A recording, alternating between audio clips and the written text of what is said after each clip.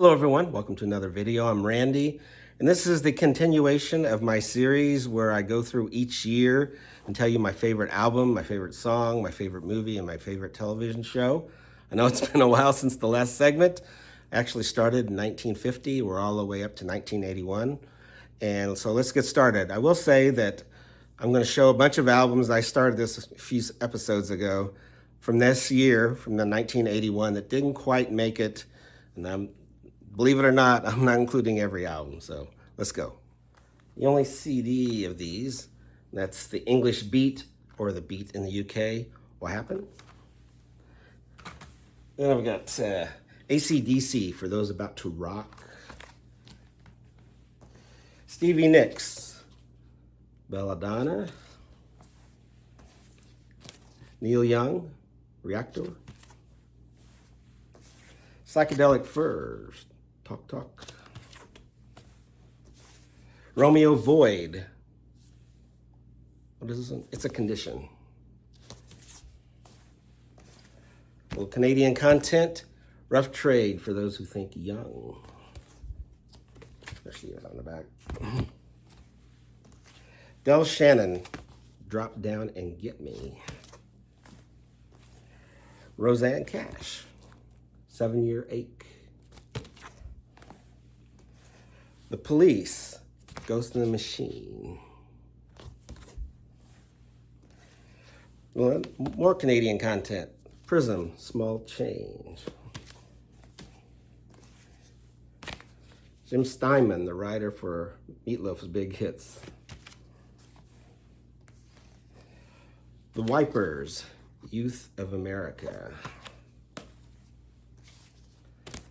Foreigner 4.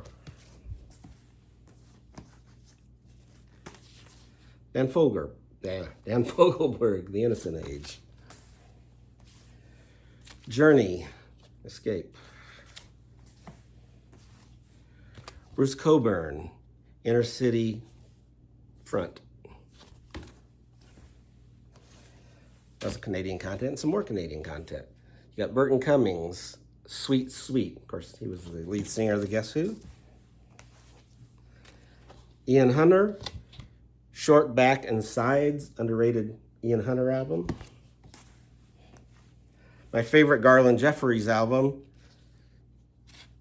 Escape Artist. Phil Collins, Face Value. The Go-Go's, Beauty and the Beat. Any Trouble, Wheels in Motion, Great Power Pop. Jimmy Cliff, who we lost recently, Give the People What They Want. The Moody Blues, Long Distance Voyager, Long Distance Voyager. Lindsey Buckingham, Law and Order. The DBs, what is this? Stands for Decibels. Elvis Costello's country album, Almost Blue. Jimmy Buffett, Coconut Telegraph. And Joan Armatrading, Walk Under Ladders.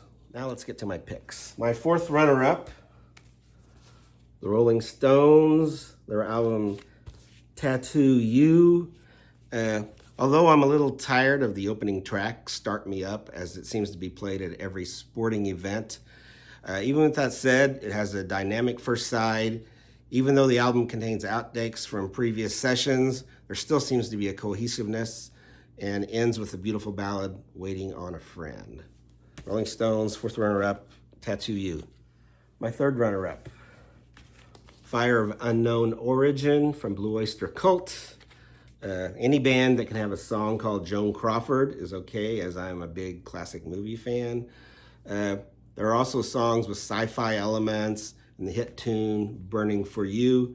It seems to have a little more use of synthesizers on this album, but it's hard to knock an album with this many catchy tunes. There's the songs. on the Columbia label. Guess I didn't show these stones. It has this kind of neat inner, some of the other Blue Oyster Cult albums. My second runner-up is Trust from Elvis Costello. There's the tracks.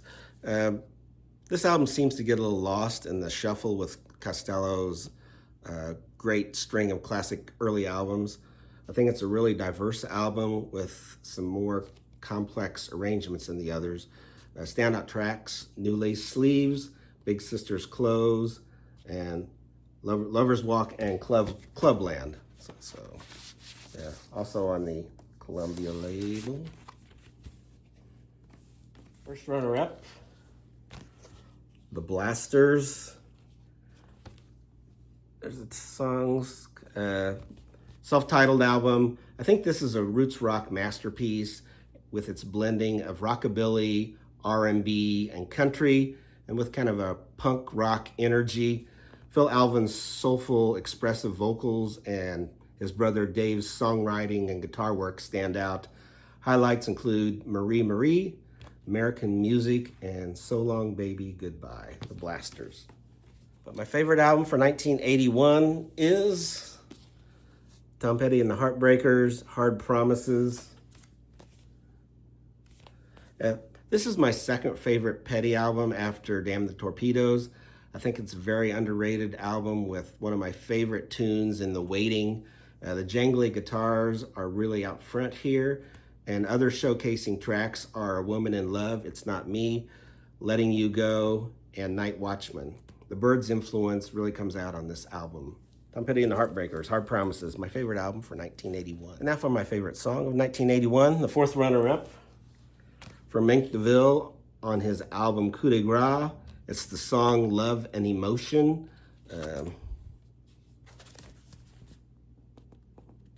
There it is. Led by Willie DeVille, that had that wonderful smoky voice, and this helped push his romantic ballads over the top, and this is one of his best. Mink DeVille, Love and Emotion. Third runner-up, from The Who, the song You Better You Bet from their 9th studio album, Face Dances. This is a Record Store Day release with some extra live tracks. But yeah, You Better You Bet, lead off track here. Great energetic rock tune with some clever biting lyrics. This was also the first track with drummer Kenny Jones, formerly of The Faces. It's very catchy with some great Roger Daltrey vocals and a cool synthesizer riff. You Better You Bet, my third runner-up. My second runner-up from Bob Dylan's Shot of Love album. There's the song Every Grain of Sand, the closing track. Maybe the highlight of Bob Dylan's trilogy of Christian albums, a song of redemption and how every person is important. It's full of biblical imagery and has a great harmonica solo. It's also one of Sam St. John's favorite songs. Every Grain of Sand from Shot of Love. My first runner-up is from Tom Petty's Hard Promises album, the opening track, The Waiting. It has that great jangly guitar sound and one of Tom's best vocal performances. He said the idea for the song came to him from a Janis Joplin quote. This song is about love and finding the right person. Just a great track, The Waiting from Tom Petty. My favorite song from 1981, from this B.B. King box set is how I have it. And it's the song There Must Be a Better World Somewhere. I had a college roommate that used to play the B.B. King album with this tune on it.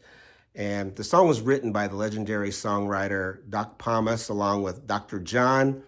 It's a slow burner of a song where the protagonist talks about the world beating him down and a hope that there is light at the end of the tunnel. Really a great song for right now. There Must Be a Better World Somewhere, my favorite song from 1981. Now for my favorite films of 1981, my fourth runner-up, The Howling, directed by Joe Dante.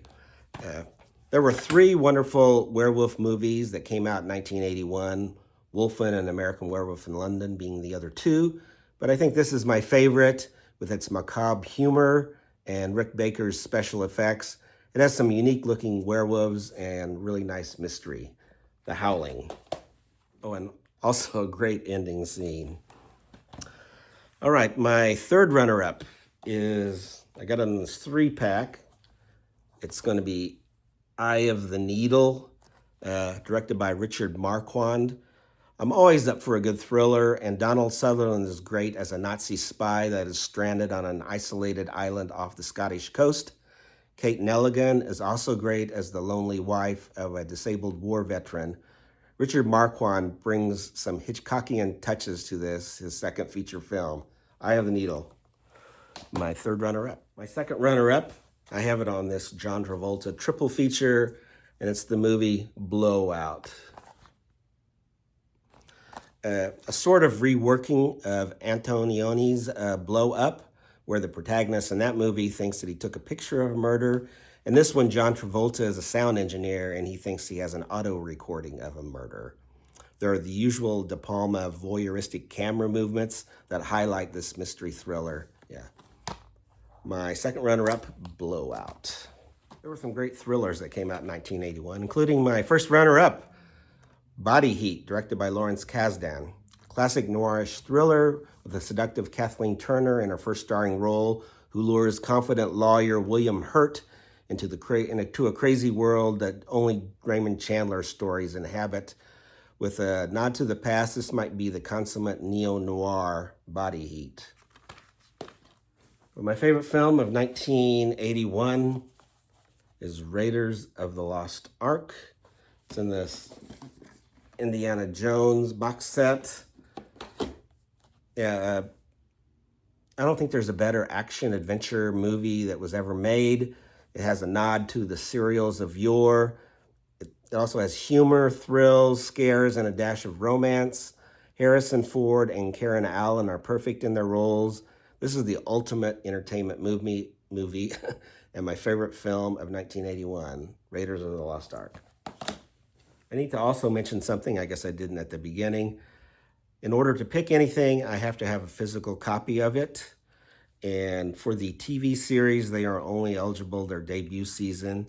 And in 1981 was not a great year for television, at least not in my estimation, as I only have 2 that I've chose that I thought were worthy. And first one, my first runner-up, is the TV series Bret Maverick. This was a nice reboot of the Bret Maverick character from the classic Maverick TV series from the late 50s, where has the older Bret Maverick who deciding to settle down on a ranch and be part owner of a saloon. The country singer Ed Bruce helps to spice things up, but it doesn't really hold up when compared to the original series, but it's a nice diversion though. Bret Maverick TV series. Starring James Garner, of course. My favorite TV show from 1981 is Hill Street Blues. Now, this was a critically acclaimed police procedural show that was influential in all the police dramas that followed. It won 8 Emmys, the most at the time. Some of the influences were the character development of an ensemble cast, the handheld camera work, overlapping storylines, and the ability to take on controversial topics. Also got a little risque from time to time. It produced one of the most memorable lines in TV history as the sergeant would dispatch the officers after roll call with the line, "Let's be careful out there." Hill Street Blues, my favorite television show of 1981. Thanks everyone for watching. Let me know down below in the comments section what your favorites for that year are. And hope everyone's doing well. See you in 1982.